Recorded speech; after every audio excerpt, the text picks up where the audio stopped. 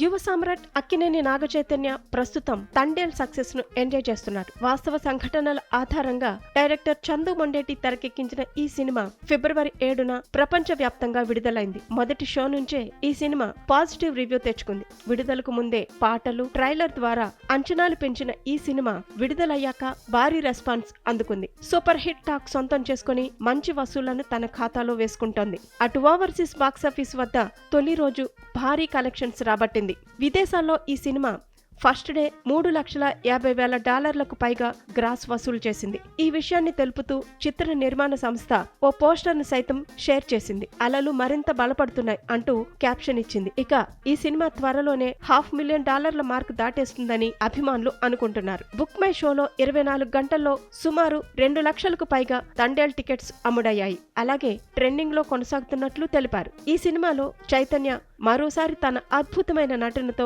Audience హృదయాలను గెలుచుకున్నాడు. చైతు కెరీర్లోనే ఈ సినిమా ప్రత్యేక స్థానం సంపాదించుకుంది. ఈ సినిమాలో రాజు, సత్య పాత్రలో నాగచైతన్య, సాయి పల్లవి జీవించేశారని, ముఖ్యంగా ఎమోషనల్ సీన్లతో చైతు ఏడిపించేశాడని ప్రశంసలు కురిపిస్తున్నారు ఫ్యాన్స్. వీరి మధ్య హృదయమైన ప్రేమను ముడిపెడుతూ దానికి సినిమాటిక్ హంగుల్ని జోడించి తెరపైన ఆసక్తిని రేకెత్తించడంలో దర్శకుడు విజయవంతమయ్యారు. ఈ సినిమాకు సంగీతం మరో హైలైట్ అని చెప్పవచ్చు.